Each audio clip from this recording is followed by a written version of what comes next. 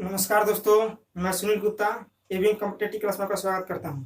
चलिए, आज का सबसे महत्वपूर्ण टॉपिक रहेगा, पिछले वीडियो से रिलेटेड रहेगा, जिसमें हम लोग पढ़े थे पिछले वीडियो में भारत के प्रथम गवर्नर कौन थे, भारत के प्रथम वायसराय कौन थे, बंगाल के प्रथम गवर्नर कौन थे और किस एक्ट के तहत बने थे, जिसमें 3 गो एक्ट का प्रयोग हुआ था। 1777 के रेगुलेटिंग एक्ट, 1833 के चार्टर एक्ट और 1858 के चार्टर एक्ट। और उन्हीं तीनों एक्ट के हम लोग आज पूरा डिटेल में देखेंगे और जो पिछले वीडियो में पढ़े थे उससे रिलेटेड क्वेश्चन भी देखेंगे।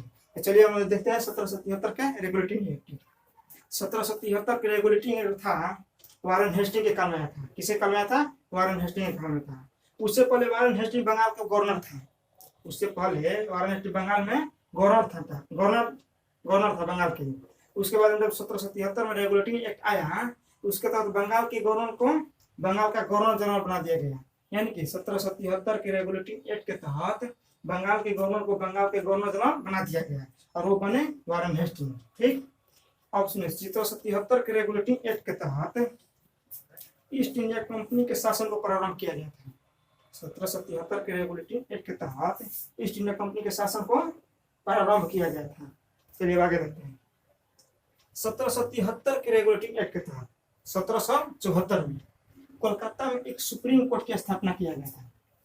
1777 के रेगुलेटिंग एक्ट के तहत 1774 में कोलकाता में सुप्रीम कोर्ट की स्थापना किया गया था, जिसमें सुप्रीम कोर्ट के एक मुख्य न्यायाधीश, सुप्रीम कोर्ट के एक मुख्य न्यायाधीश और 3 अन्य न्यायाधीश बने थे।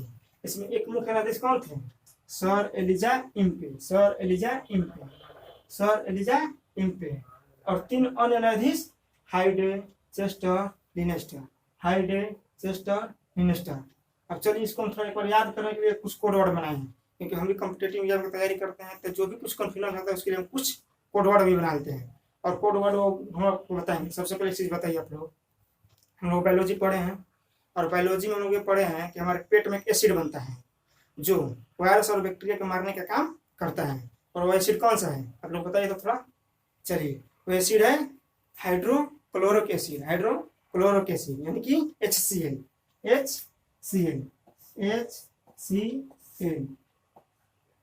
वो एसिड है HCl, जो हमको पेट में बनता है, वायरस बैक्टीरिया को मारने का काम करते हैं। और इसी को हम यहाँ पर फिट कर देंगे, बायोलॉजी को फिट कर देंगे हिस्ट्री में। यानी कि H ले हाइडे, C से चेस्टर और L से लिनेस्टर। H ले हाइडे, C से चेस्टर, L से लिनेस्टर। यानी 3 अन्य मुख्य तो आसानी से याद हो गया, जो क्वेश्चन पूछा भी जाता है एग्जाम में। H से हाइडे, C से चेस्टर और L से लिनेस्टर। यानी कि एक मुख्य न्यायाधीश और पे 3 अन्य न्यायाधीश HCl याद करिए ना, उसके बाद आप तो खुद ही पहचान जाएंगे। चलिए अब आगे देखते हैं हम लोग 1833 के चार्टर एक्ट। चलिए 1833 के चार्टर एक्ट अब देखते हैं। 1833 के चार्टर एक्ट मतलब अधिनियम भी होता है, एक्ट या अधिनियम। 1833 का चार्टर अधिनियम या चार्टर एक्ट भी कह सकते हैं। 1833 के चार्टर एक्ट के तहत लॉर्ड विलियम बेंटिंक के काल में आया था। ठीक, लॉर्ड विलियम बेंटिंक के काल में 1833 का चार्टर एक्ट पारित हुआ था, जिसके बाद क्या हुआ था, बंगाल के जो गवर्नर जनरल थे कौन थे? Lord William Bentinck. अब उनके काल में आया तो अंतिम बन गए गवर्नर जनरल, जिसके तहत अंतिम गवर्नर बने बंगाल के, उसको भारत का प्रथम गवर्नर जनरल बना दिया गया। भारत का प्रथम गवर्नर जनरल बना दिया गया था। 1833 के चार्टर के तहत भारत का प्रथम गवर्नर जनरल वारेन हेस्टिंग बने। ठीक, 1833 के चार्टर एक्ट के तहत, यानी कि इस एक्ट के तहत ईस्ट इंडिया कंपनी के कर्मचारी की नियुक्ति के लिए 1833 के चार्टर एक्ट के तहत ईस्ट इंडिया कंपनी के जो कर्मचारी नियुक्त हो रहे थे, उसके लिए पहली बार योग्यता को आधार बनाया गया। उसके लिए पहली बार योग्यता को आधार बना दिया गया। ईस्ट इंडिया कंपनी के जो कर्मचारी की नियुक्ति के लिए पहली बार योग्यता को आधार बनाया गया। ठीक, इसके बाद में भी योग्यता के जगह पे परीक्षा, सिविल सेवा की परीक्षा आदि और अभी होने वाला था, वो दूसरे एक्ट के तहत बना था। चलिए देखते हैं। इस एक्ट के तहत व्यापारिक एकाधिकार को खत्म कर दिया गया था। इनका जो व्यापारिक एकाधिकार था ईस्ट इंडिया कंपनी की है, इस एक्ट के तहत खत्म कर दिया गया था 1833 के चार्टर एक्ट के तहत। चलिए आगे देखते हैं। 1833 के चार्टर एक्ट के तहत भारत में प्रचलित पर्दा प्रथा और ठगी प्रथा को क्या किया गया? नियमबद्ध कर दिया गया। 1833 के चार्टर एक्ट के तहत पर्दा प्रथा और ठगी प्रथा को नियमबद्ध कर दिया गया, यानी कि नियम के अनुसार ये ठगी पर्दा और पर्दा प्रथा चलेगा। और इसके तहत एक विधि आयोग बनाया गया। ये जो ठगी प्रथा था और पर्दा प्रथा, इसके लिए एक विधि आयोग बनाया गया। इसके लिए एक विधि आयोग बनाया गया जिसका अध्यक्ष कौन बने? Lord Macaulay. इसका अध्यक्ष लॉर्ड मैकाले बने। तो 1833 के चार्टर एक्ट देख लिए। अब 1858 के चार्टर एक्ट देख लेते हैं और उसके बाद कुछ क्वेश्चन देख लेते हैं पिछले वीडियो से रिलेटेड। ठीक, अच्छा हम लोग देखते हैं एक चीज। 1833 के चार्टर एक्ट के तहत ईस्ट इंडिया कंपनी के कर्मचारी की नियुक्ति के लिए योग्यता का आधार बनाया गया। पहली बार 1833 के चार्टर एक्ट के तहत योग्यता का आधार बनाया गया। वहीं 1853 के चार्टर एक्ट के तहत ईस्ट इंडिया कंपनी के कर्मचारी की नियुक्ति के लिए पहली बार खुली प्रतियोगिता परीक्षा लिया गया है। यानी कि पहली बार यहाँ पर खुली प्रतियोगिता परीक्षा होगी।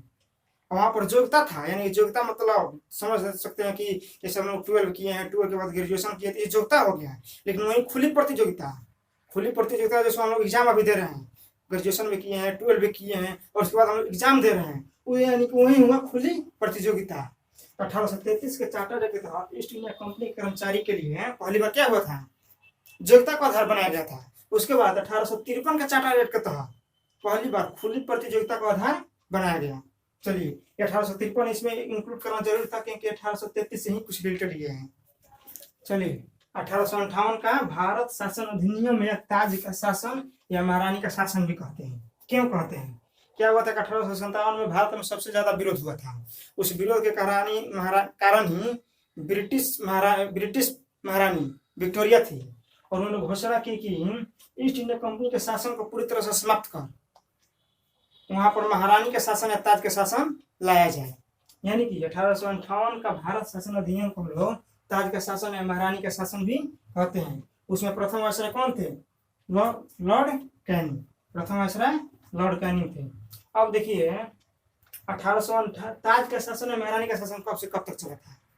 ताज का शासन या महारानी का शासन 1858 से 1947 तक, यानी कि आजादी तक चला था। ठीक है।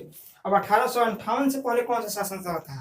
तो चला था 1773 से 1857 तक। क्या चला था? ईस्ट इंडिया कंपनी के शासन चला था। यानी कि ये दो चीज बहुत ही महत्वपूर्ण है। नोट, यानी कि दो चीज बहुत महत्वपूर्ण चीज है। कंपनी का शासन 1773 से 1857 तक चला और ताज या क्राउन या महारानी का शासन 1858 से 1947 तक चला। ये सबसे महत्वपूर्ण है। कंपनी का शासन कब चला? 1773 से 1857 और ताज या क्राउन या महारानी का शासन 1858 से 1947 तक चला। ठीक, 1858 के भारत शासन अधिनियम के तहत ये हुआ था। इसमें ईस्ट इंडिया कंपनी के शासन को पूरी तरह समाप्त कर दिया गया और महारानी और ताज का शासन लाया गया जो 1858 से 1947 तक चला। चलिए, अभी तो देख लिया 1773 के रेगुलेटिंग एक्ट, 1833 के चार्टर एक्ट और 1858 का भारत शासन अधिनियम हम लोग देख लिए। तो चलिए अब हम लोग क्वेश्चन भी देख लेते हैं पिछले वीडियो से जो रिलेटेड था।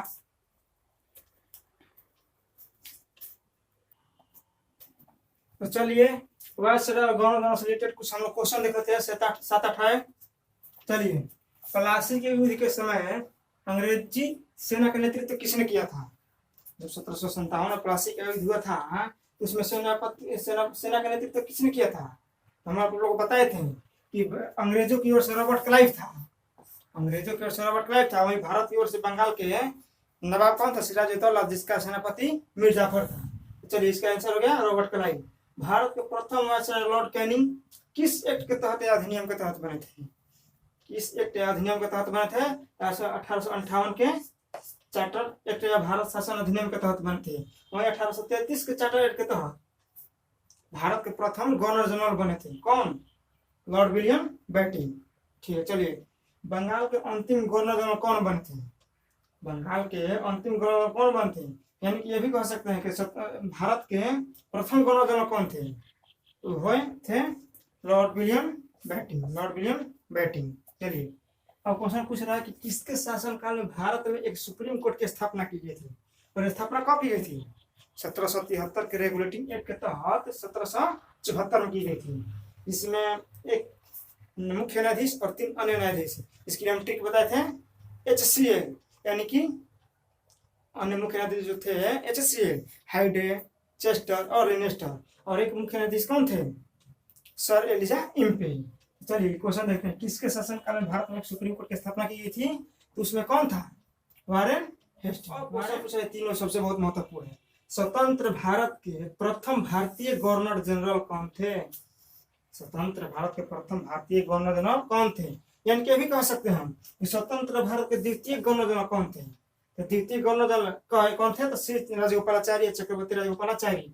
या ये भी कह सकते हैं स्वतंत्र भारत का अंतिम गवर्नर कौन थे? तो चक्रवर्ती राजगोपालाचारी ही होंगे। देखिए स्वतंत्र भारत में 2 हुए गवर्नर जनरल, एक लॉर्ड माउंटबेटन जो अंग्रेज था, वो भी प्रथम था। और स्वतंत्र भारत के प्रथम भारतीय कौन थे? श्री राजगोपालाचारी। स्वतंत्र भारत के अंतिम कौन थे? श्री राजगोपालाचारी। स्वतंत्र भारत के द्वितीय गवर्नर कौन थे? श्री राजगोपालाचारी। चलिए इसी तरह से हम लोग नए नए टॉपिक लाते रहेंगे और इससे रिलेटेड क्वेश्चन भी कराएंगे और सबसे महत्वपूर्ण क्वेश्चन हम लाएंगे। ठीक, और नए नए टॉपिक एकदम इसी तरह से जो कॉन्फ्यूजन टॉपिक होगा उसको हम क्लियर करेंगे, क्योंकि हम आपको बता भी कि हम कंपटीशन की तैयारी करते हैं और पढ़ते हैं। जो हम जिसमें भी कंफ्यूजन होता है उसको हमें चार्ट बनाते हैं और चार्ट के तहत ही याद करते हैं और वही सोचे कि हम आप लोग को भी शेयर कर दें। तो चलिए फिर हम अगले वीडियो में मिलेंगे हम लोग। तब तक के लिए काम करिएगा, इस चैनल को सब्सक्राइब जरूर करिएगा और शेयर भी करिएगा अपने दोस्तों के बीच। ठीक है, और लाइक भी कर दीजिएगा। और जो भी कोई डाउट हो, जो कहीं भी दिक्कत हो, कहीं भी कोई प्रॉब्लम आ रहा है, कोई भी क्वालिटी में प्रॉब्लम आ रही है, तो नीचे पूरा कमेंट खाली पड़ा हुआ है, नीचे पूरा कमेंट खाली है, उसमें कमेंट जरूर करिएगा। चलिए अगले वीडियो में मिलते हैं। धन्यवाद।